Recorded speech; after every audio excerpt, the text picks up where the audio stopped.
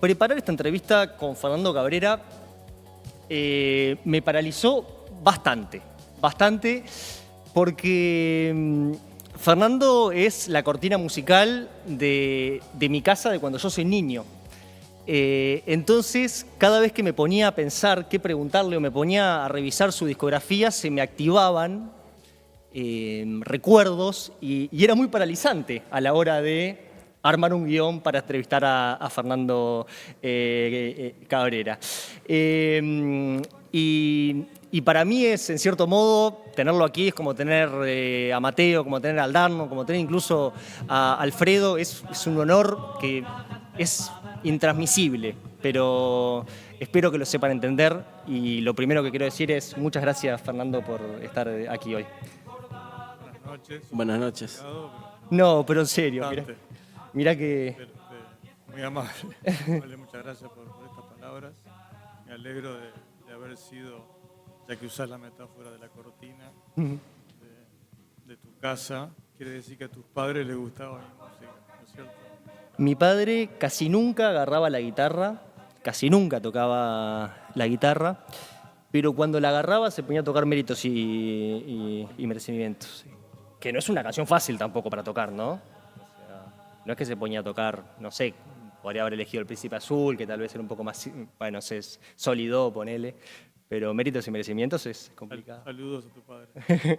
serán enviados. Bueno, Fernando, tengo muchísimas preguntas para hacerte y me gustaría un poco desarrollar esta entrevista un poco a través de tu obra, principalmente escrita, porque como artista yo creo que tenés muchas facetas, sos un brillante guitarrista, también compositor, cantante, pero también poeta. Entonces me puse a repasar tus discos para atrás y algo que no había hecho era ordenarlos en el tiempo para ir viendo cuándo había surgido cada cosa. Y uno cuando es niño como que se va acordando de frases, de canciones, que tal vez las asocia a cosas que no necesariamente es a eso. Y la primera canción, primero para confirmar, ¿puede ser que como solista tengas 15 discos? Sí, no sé bien la cifra porque se me entreveran los discos míos con reediciones, ensaladas, discos de la música de una película. Bueno, pero creo que 15, sí, ¿no? Es un montón. Es una Sí. producción musical muy grande. Muchas canciones. Me acuerdo más la cifra de más o menos de canciones que compuse, que son más de 250, cerca de 300. ¿Y cuántas fueron editadas de esas más o menos, sabes? Y la mayoría, La mayoría. sí, la gran mayoría. Encontramos por internet que fuiste taxista, ¿puede ser? Sí. ¿Sí? ¿Eso tuvo que ver un poco con tu manera de escribir o con tu formación o fue un periodo muy corto? No, porque cuando yo fui taxista por 2 años, fue cuando tenía alrededor de 25 años. Y yo ya había empezado, ya tenía mis canciones, digamos, me parece a mí que el estilo, la característica mía ya la tenía. No es que el trabajo del taxista me agregó algo, creo que no. Me agregó, sí, yo qué sé, el conocimiento de algunas cosas propias de la ciudad, el movimiento de la ciudad, de los barrios, que siempre me interesó. Mucho antes, yo desde niño y de adolescente, siempre tuve la curiosidad de conocer toda la ciudad, los bordes, todo, ir de una punta a la otra, que lo hacía en bicicleta cuando era adolescente, ¿no? Y con el taxi, bueno, obviamente reafirmé eso y agregué un poco más de conocimiento todavía de nuestra querida ciudad. Pero también te diría que capaz que nos están escuchando algunos taxistas o viendo en este momento. Más allá del romanticismo que a veces se le pone a la profesión, no deja de ser un trabajo duro, complejo, ¿no? De muchas horas, de un turno muy largo, que no se termina nunca. No es 8 horas como la mayoría, porque en general la gente que tiene taxis y que contrata choferes tiene 2 turnos para cubrir todo el día. Claro. 2 turnos abarcan 12 horas y 12 horas, ¿verdad? Y si trabajas de noche te pagan más, además. No, creo que no. Por la tarifa nocturna, ¿no? Ah, cierto, sí. Pero no sé si le llega al chofer eso. Claro, bueno. Bueno, no me acuerdo. No, y Hace muchos años que... aparte cuando eras taxista tampoco estaba Uber, tampoco estaba Cabify. No, que es- no, para nada, para Claro. nada. Pero eran turnos de 10, 11 horas y luego, al terminar, lavar el auto para entregárselo limpio a tu compañero que venía después, porque obviamente por una reglamentación municipal completamente lógica, el auto tiene que estar siempre limpio, ¿no? Claro, claro. Sí, hablando de eso que te gustaba mucho recorrer la ciudad, algo que yo recuerdo mucho que le cantás es al Paso Molino, ¿no? De hecho, hasta tenés una canción que se llama Paso Molino, Sí. ¿no? ¿Viviste mucho tiempo por Belvedere, Sí. por El Paso? Nací por ahí, pero no solo yo, sino 2 generaciones para atrás. Claro. La generación de mis padres y la generación de mis abuelos son del Paso Molino y luego un poco de Belvedere. Mis abuelos están afincados allí desde fines del siglo XIX, 1890, por ahí. Ellos nacieron por el 1900, pero sus padres ya se habían afincado, mis bisabuelos se habían afincado allí. Luego la generación de mis padres y tíos, etcétera, también esa zona y Belvedere. Después se amplió hacia Belvedere. O sea que son absolutamente locales. Y yo viví ahí desde que nací hasta más o menos mis 17 años que nos mudamos, no muy lejos, pero más para el Prado, más para la zona de Millán, por donde está el Museo Blanes, por ahí, Millán y Castro, por ahí. Millán y Castro.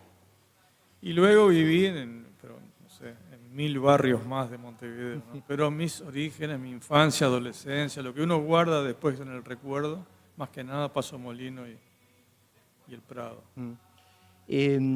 Fernando, yo te quería proponer un poco recorrer tus obras, seleccionando muy discrecionalmente de mi parte algunas canciones que me han marcado de ellas.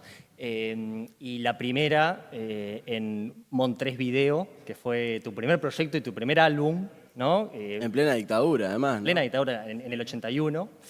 Ese álbum abre en fa sostenido con Agua. ¿Qué canción Agua?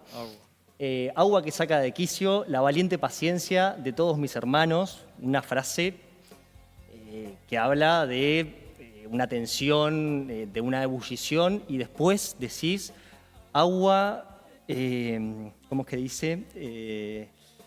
Que plancha tu pelo. Agua que plancha tu pelo, el mejor encordado que tocó mis manos. Una imagen sensual, o sea, es una imagen como que le saca la paciencia a la gente y luego una frase extremadamente tranquila, sensual. ¿Cómo escribiste eso, Fernando? Está bien. Explícamelo. Está bien que hayas reparado en eso, porque en general uno busca a veces en la escritura los contrastes y los equilibrios. Y ahí pasa un poco eso, ¿no? Por un lado se muestra la irritabilidad, el malestar, y al lado viene lo romántico quizá, ¿no? El hablar del encordado como imagen de la cabellera de tu amada, de repente, ¿no? Algo hasta cotidiano incluso, ¿no? Bien. Sí.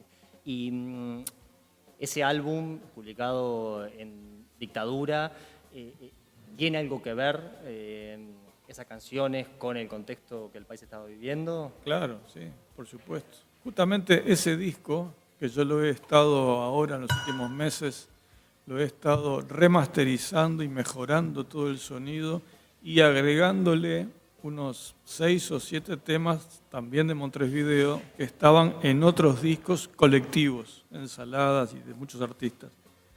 Junté todo y dentro de poco, no sé, en agosto creo, vamos a hacer por primera vez un lanzamiento ahora digital de ese disco, a subirlo en las plataformas. Vamos a hacer también un llamado de prensa, en fin, una pequeña movida para comunicar a la gente que volvemos a sacar ese disco. O sea, va a ser una reedición con además canciones que no estaban en ese disco original, Exacto. pero que son cantadas por el trío. Sí, las O 12, hechas por el trío. el disco tenía 12 canciones. Sí. Ahora se agregan 6 más, creo, 18, que estaban distribuidas en otros discos Claro. compartidos. ¿Esas 12 incluyen el instrumento que está como bonus también? El instrumento era uno de los que estaban en la ensalada. Ahí va. Ahora va a estar, por supuesto. Va a estar, claro que sí. Les comento por las dudas, que ya lo vamos a repetir. El 16 de mayo Fernando va a estar en la trastienda junto a Diego Cotelo y Juan Manuel Cayota con nuevo repertorio y las canciones de siempre. Vuelve la trastienda de Montevideo, ese lindo lugar en donde hemos escuchado a tantos artistas queridos. Y bueno, en 10 días vas a estar tocando ahí. En 10 días. Sí. Estamos en plenos ensayos y preparativos. Me imagino, me imagino. Y bueno, hablando de reediciones, Agua lo volvés a sacar en 2004 también, en El tiempo está después creo que es, y lo sacás un semitono más abajo, en Fa, y algo muy, muy interesante. Qué detallista que sos. Sí, bueno, es que son las canciones con las cuales yo aprendí a tocar viola también, cuando yo era chico. Algo muy interesante, es una transición armónica que haces luego de la segunda estrofa, que subís todo un tono. Sí. Es un recurso, si se quiere, muy en general más del pop tal vez, pero en la canción tuya, o sea, queda como algo bien integrado muy orgánicamente, ¿no? Mira, es cierto que puede ser del pop y viene de muy lejos eso, ¿no? Subir de tono un estribillo, suponete, es una cosa que viene de la canción popular norteamericana, de la época de Frank Sinatra. Y, bueno. Pero en el caso mío de Agua, esa transición que vos nombrás, que me alegro que lo digas, viene un poco de la armonía de Jobim y de Joan Gilberto. Mirá. El pasaje que tiene 4 acordes antes de pasar a esa subida de tono. Eso más bien es una cosa que yo tomé de canciones de Jobim. Y claro, y le da un real. Sí, sube, ¿no? sube. Sube mucho, sube mucho. Me quedaría horas hablando sobre Agua, porque aparte en ese disco también está Dedos, Conrada, está bueno, está. Pero quiero avanzar hacia el 84, El viento en la cara, tu primer disco solista, en donde sale Yo quería ser como vos, que yo hace un rato contaba, que yo lloro poco, lloro una vez por semestre, pero preparando esta entrevista, escuchando la canción y leyendo la letra, se me cayeron las lágrimas del semestre, porque encontraba en Yo quería ser como vos una perspectiva de deseo de éxito, que no es el deseo de éxito es una canción en donde vos admirás a alguien, pero por cosas bastante naturales, desde tocar la guitarra bien, o en la siesta, de cambiarle la manera de comunicarse a los viejos, tener una novia muy alta, o sea, no es tener plata, no es, o sea, otras cosas que hoy en día serían el modelo de éxito. No. Tenés razón. Y con frases muy, muy, muy cotidianas también, pero expresás como esa envidia sana, digamos. Exacto, no es envidia, es una cosa sana. La canción, si yo la tuviera que describir, que no está bueno que uno describa una canción, es mejor que la gente imagine lo que quiera, pero voy a agregar nada más que este detalle. Imagínate un quinceañero que admira y ve a alguien que tiene 18 años. Claro. Es un poquito mayor y lo ves, viste, con ojos de admiración, porque ya puede salir de noche, los padres tienen la llave de la casa, Lo dejan entrar tiene a la novia, boliche.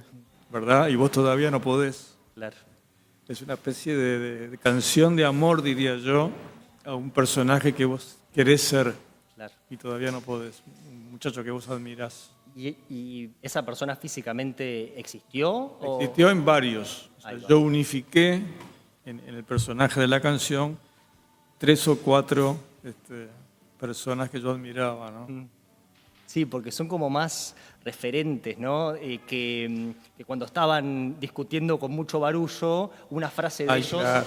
cerraba. En autoridad. La autoridad social. Es una canción preciosa y hay un video muy lindo con Eduardo Mateo del 87 creo que es, en donde él está tocando percusión, que se lo había pedido a los chicos porque la cara con la que te mira Mateo Ahí está, mirá. es una cosa preciosa, preciosa, que podemos irlo pasando nomás de fondo para también, porque claro, has pasado por muchísimos escenarios, has compartido con muchos artistas. ¿Y cómo era ahí tu vínculo con Mateo? ¿Vos lo soporteabas también un poco? ¿Cómo...? No, yo lo conocía antes de yo ser músico, cuando era un adolescente, mirá. que ni siquiera era aspirante a músico. Mateo ya era una persona legendaria acá, ¿no? Era alguien que los que estaban más en el tema ya hablaban de él como, Claro. guarda con este es distinto, es otra cosa. Esos mayores que yo hablaban, yo quería ser como vos, uno de ellos, músico, me hablaba de Mateo, Mira. porque lo había visto en vivo con el Quinto, aquel conjunto primordial que no había grabado nunca un disco todavía. Luego aparecieron unas grabaciones, años después, pero en esa época yo tenía 15 años y este amigo me hablaba, no sabes lo que es Mateo, es diferente, único, el Quinto, no sabés lo que es, Fernando, si vos hubieras podido escuchar eso, me hablaba así, ¿no?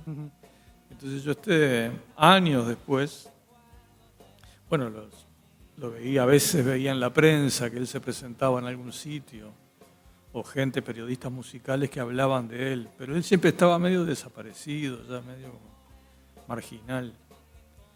Y años después, cuando yo ya había empezado con Montevideo y luego con mi segundo conjunto que se llamó Baldío, estábamos grabando en el año 83 en Sondor, los estudios de Sondor.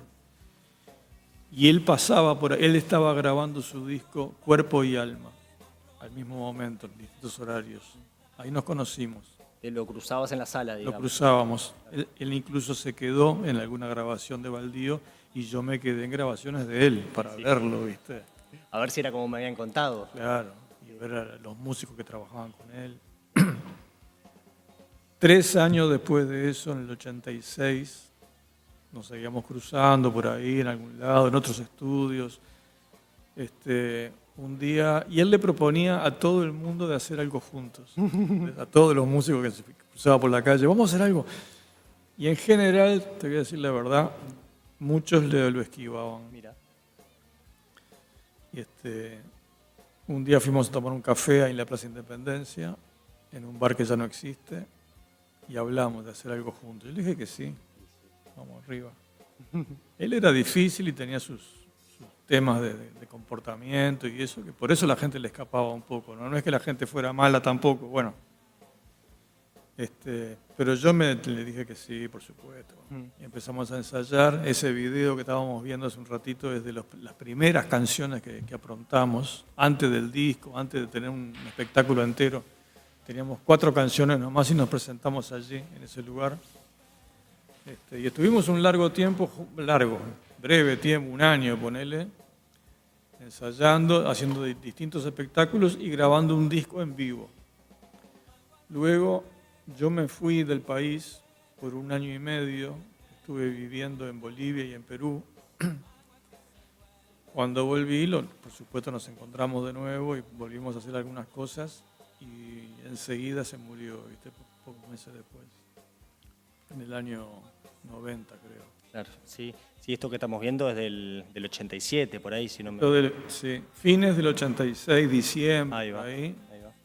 Luego trabajamos todo el 87 juntos hasta que yo me fui. Volví yo en el 89 y a los 2 o 3 meses falleció. Autoblues del 85, un poquito antes. Un poquito antes. Recién recuperada la democracia, ¿no? O sea, Sí. supongo que lo grabaste en dictaduras y es tu segundo disco solista y la canción que lo abre es Pandemonios, Exacto. que escuché en una nota tuya que la letra se la hiciste a Jorge Galemire y te la rechazó. Sí, Calemire me pidió una letra para una música de él. Me dio la música y yo con la métrica de la melodía de él, con cierto esfuerzo, porque no es fácil a veces ajustarte a la métrica que ya existe, ¿no? Hice esta letra y se la di. Y pasan unas semanas, no sé cuánto, un tiempo, un mes, y no me decía nada, ¿no? Y un día se anima y me dice, Fernando, la verdad que no me parece, no me gusta cómo queda con mi música. Y aparte, al mismo tiempo, a mí se me ocurrió una letra ahora y le puse yo. Tremendo, tremendo. Que quedó preciosa la de él porque se llama Tus Abrazos. Tus Abrazos. Que está en su disco, en Segundos Afuera. Sí, ahí va. Es una canción de los hijos, ¿no? Habla de la hija, creo. De la hija, ahí va. Sí. Bueno, y yo me quedé con la letra mía, sí. Pero es una preciosa canción. Y agarré y le puse la música esta de Pandemonios. Bueno, de hecho tiene la frase que para mí más resume cómo vos pintás el mundo exterior a veces, que es: sufro el dominio de los domingos, son como adelantos de Navidad. Son como adelantos de Navidad. ¿Qué manera de sintetizar los domingos? ¿No te gustan las Navidades?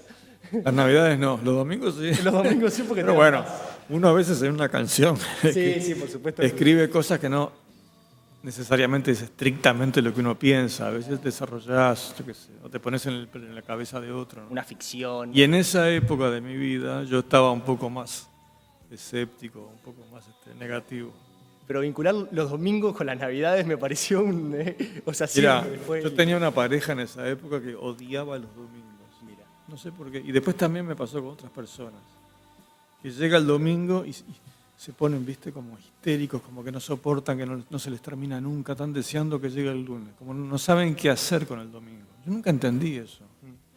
Lo puse en la canción como si fuera una idea mía. En realidad no. A mí los domingos me parece un día fantástico, ¿no? Vivimos pensando en la eternidad y no sabemos qué hacer un domingo de lluvia, ¿no? Exacto. ¿Cómo es un domingo tuyo ideal? Igual que cualquier otro día. Yo tengo una gran suerte, ¿viste? Un gran privilegio, que es no tener un horario, no tener un jefe, no tener marcar tarjeta en una oficina. Lo digo esto, es verdaderamente un privilegio, ¿no? Algunos conocidos míos que pertenecen a la clase alta me decían: vos vivís como un rico. Vos sos como un rico, vivís como... ¿Por qué? Porque haces lo que querés con tu horario, con tu tiempo. Tienen razón. Me falta la plata de los pero tienen razón. Para mí los domingos es un día bárbaro, como cualquiera. Pero aparte el domingo tiene otra paz, tiene una especie de tranquilidad también, ¿no? Y la gente me parece estar en un estado de paseo, de disfrute, de salir a los parques, a la Rambla, a las plazas.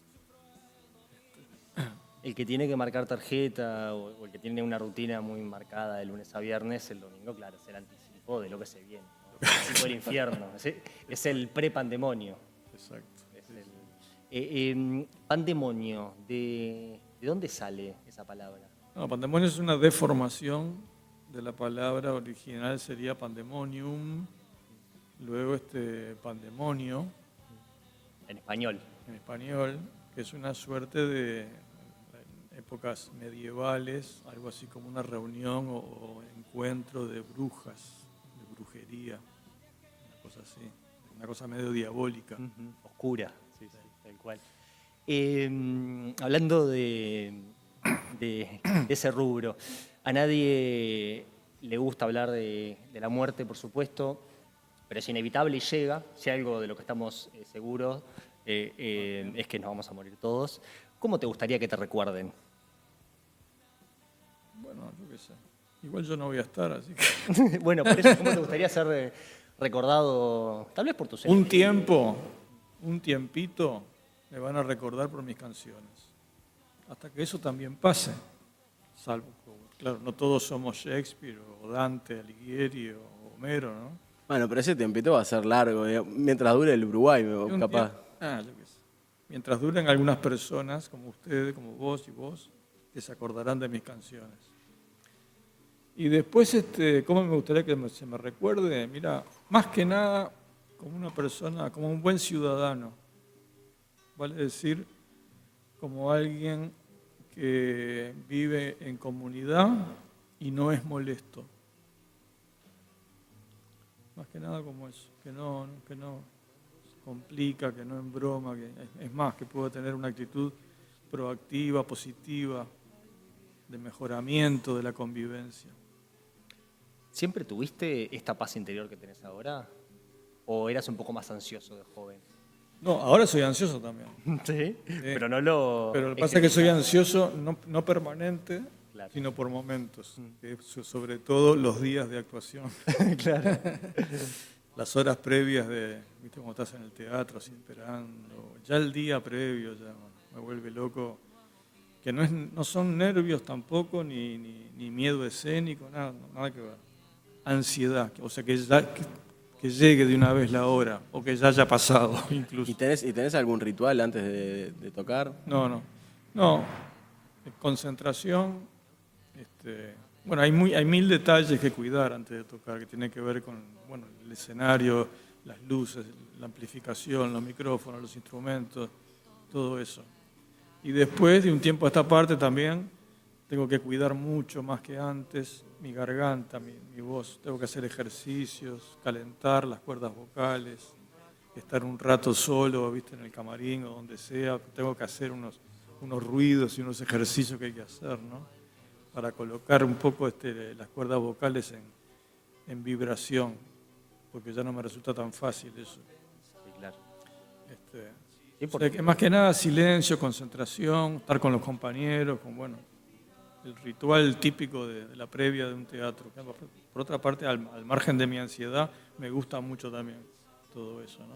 Sí, pero disfrutar algunas cosas no implica que eso esté exento Claro. de los nervios. Pero la paz esa que vos decís, a ver si yo tengo esa tranquilidad o no sé qué, creo que sí, que está conmigo desde que nací. Me recuerdo también como un niño, primero, algo que por suerte superé, muy tímido, la niñez, cuando era chiquito. Siempre muy calmo. Y no sé cómo decirte, una persona reflexiva, una persona que no tiene apuro por las cosas. ¿A qué velocidad manejas en ruta? Antiguamente muy rápido, ¿Sí? porque además tenía una especie de gusto, de pasión tuerca también, Claro. que me viene de familia, por los motores, por los autos, por la velocidad. Sos fierrero. Fui aficionado, cosa que se ve poco, ¿no? Así como que en Uruguay todo el mundo le gusta el fútbol, el básquetbol. Yo era aficionado al automovilismo. Mira. Y cuando yo era chico y adolescente podías ver en mi cuarto, en vez de ver un afiche o un póster de un músico o de no sé qué, o de Brigitte Bardot, ¿viste? Había un póster de Jim Clark o de, no sé, corredores de autos de la década del 60, ¿no? Claro. Entonces, en una época me gustaba manejar rápido y en carretera ni hablar. Y sí, obvio, pisar en carretera. Pero ahora no.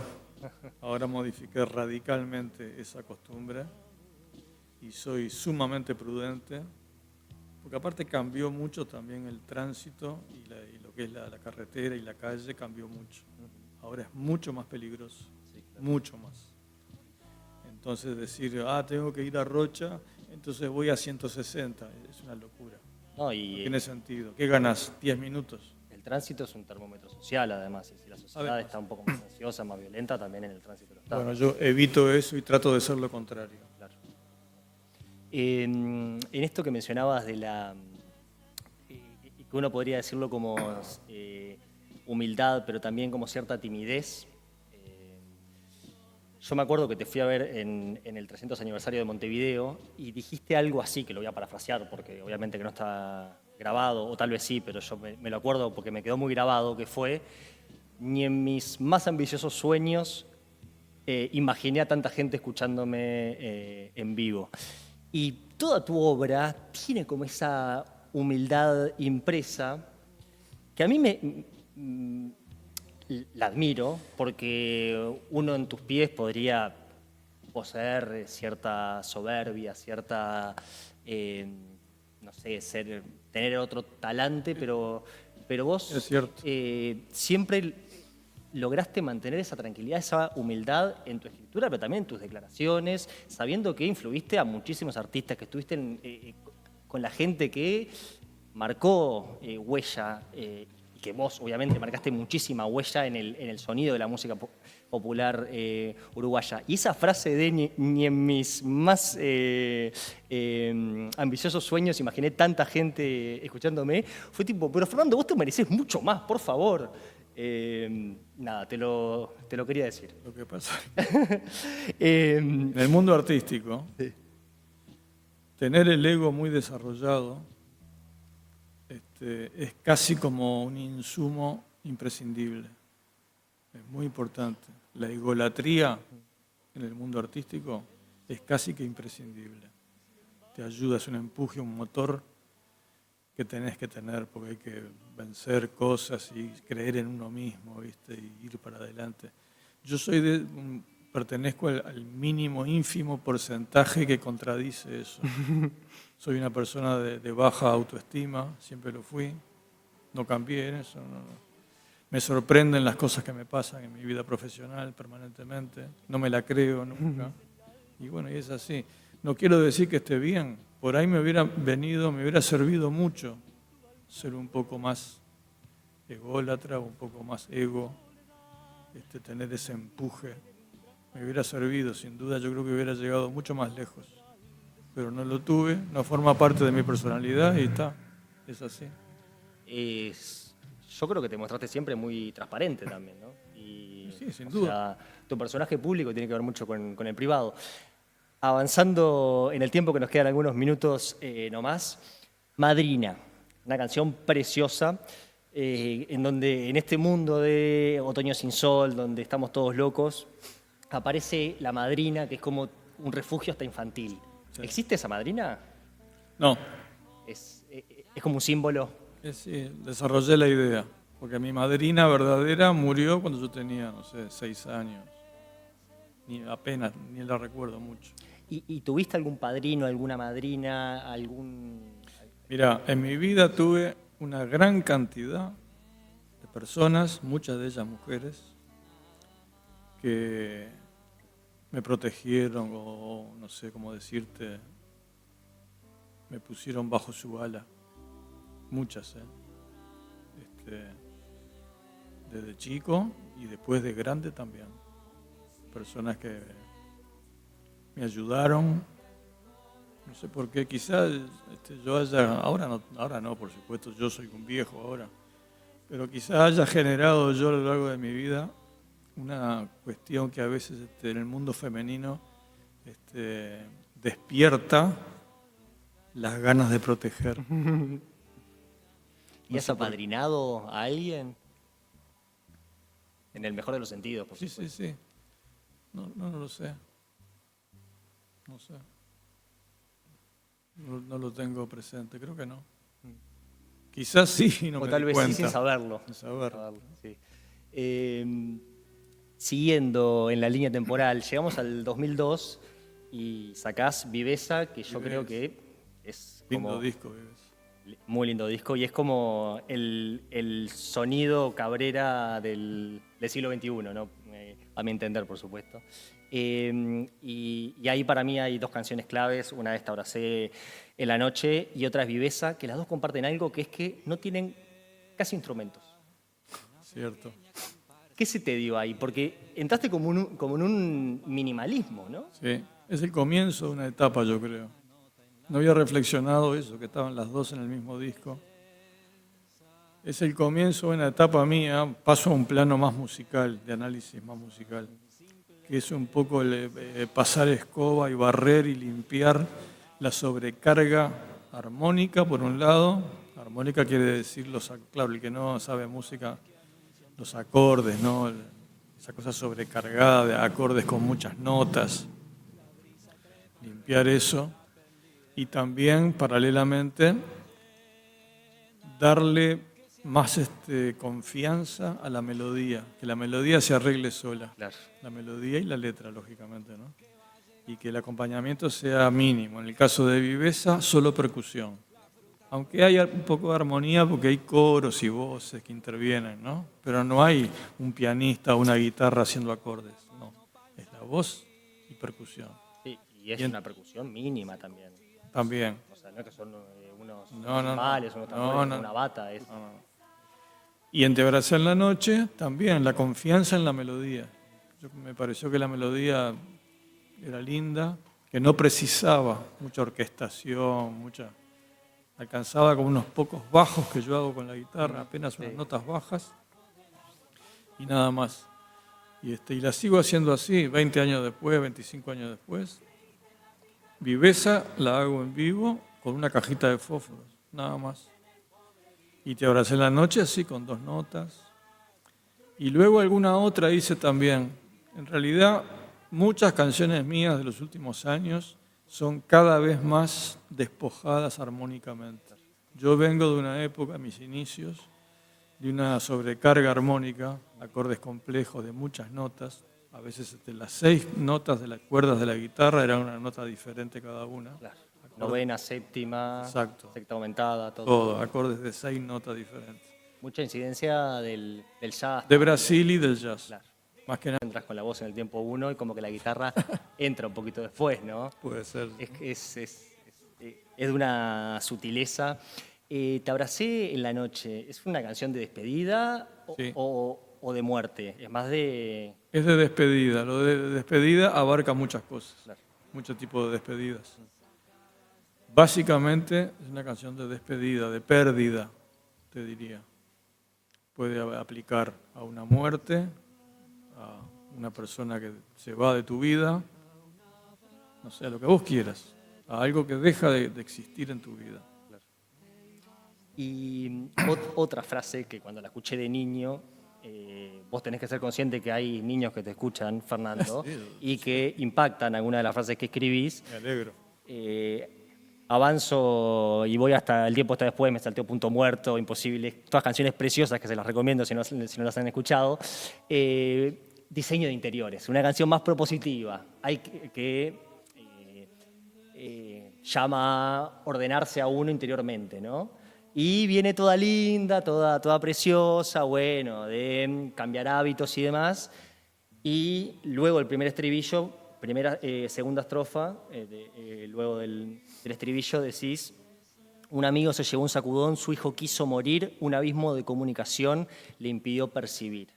La primera vez que lo escuché quedé helado. ¿Eso sucedió en la vida real? ¿Es ficción? Bueno, No me lo querés contar para que me quede con... es ficción, pero sucede en la vida real. Claro. Muchas veces. La incomunicación grande que puede existir entre un padre y un hijo y llegar a situaciones extremas que el padre capaz que ni se da cuenta o no supo acompañar. Su hijo quiso morir, además, esa manera de decirlo. Siempre me impactó mucho, claro. Aparte, yo creo que la escuché ahí por los 12, por los 13, y en la adolescencia esas cosas son, o sea, el tema de la comunicación con tus padres. Exacto. Y esa canción fue fuerte. Y por la última que te quería consultar, que suena bien reciente, que es por la canción que le escribiste a Felipe Plef, en donde hablas, obviamente, bueno, esto es en referencia al grafitero asesinado en un crimen de odio, que decís, con disparo perfecto le dio pase a la muerte a este hermoso colega de la pluma en el muro. ¿Qué se te dio por escribirle una canción a Plef? Y bueno, la conmoción que me provocó ese episodio, ¿no? Es tan increíble, tan absurdo, tan cruel. Al margen, aunque no hubiera pasado esto, lo hubiera escrito igual la canción, pero además es el hijo de un amigo mío, ¿no? Ah, sí. De un músico uruguayo que se llama Chiche Cabral, compañero de Mateo, integrante del Quinto, integrante y fundador de Tótem, Honrada, Chichito Cabral, Mario Chichito Cabral. Este chico, Felipe Cabral, firmaba como Plef, era su seudónimo artístico, Felipe Cabral su nombre, es el hijo de este amigo, ¿no? Y de su esposa. Pero igual, o sea, la canción yo la hubiera escrito aunque yo no tuviera ninguna relación con ellos, porque el tema es terrible, ¿no? ¿Cómo puede ser? Fíjate que la anécdota es que este chiquilín que el día anterior había pintado un grafiti, un diseño en esa casa, que era una casa abandonada y tapiada, no vivía nadie. Al día siguiente fue a sacar unas fotografías para tener un relevamiento, un recuerdo. Estaba ahí en el jardín, se sentó a descansar un minuto y de la casa de al lado le dispararon unos balazos en la cabeza. Después se supo que era un tipo. El tipo ni siquiera fue juzgado porque murió a los pocos meses. Un hombre que tenía armas, su hijo era militar y aparentemente el hijo de este hombre hizo desaparecer las pruebas, esa arma con la cual mataron a Felipe. Todo se diluyó, la justicia no pudo actuar, ya pasaron como 5 años de esto o más. Imagínate vos un chiquilín así divino, 22 años, no sé qué edad tenía, que le den un balazo en la cabeza porque estaba sentado en un murito sacando una foto de su diseño en una casa tapiada. Esa locura, ¿no? Tremendo. Fernando, te quiero agradecer, pero agradecerte no solamente por esta nota, sino agradecerte en general. Muchas gracias. Igualmente, a los dos. Gracias. Gracias. Ha sido un placer. Y a cada uno de ustedes, muchas gracias por acompañarnos. Fernando va a estar, ya saben, en 10 días en La Trastienda, en Montevideo, ahí en Fernández Crespo, donde ya saben que La Trastienda es el lugar precioso a donde seguramente han ido a escuchar conjuntos y solistas increíbles. Y si van a ver a Fernando el 16. Perdón, ahí decía el 16. Sí, el 16. Saben que nos vamos a encontrar por ahí. Nos vemos. Chao, chao. Esto ha sido todo por hoy. Sí. Que anuncian 3 parientes, candombe, la brisa trepa.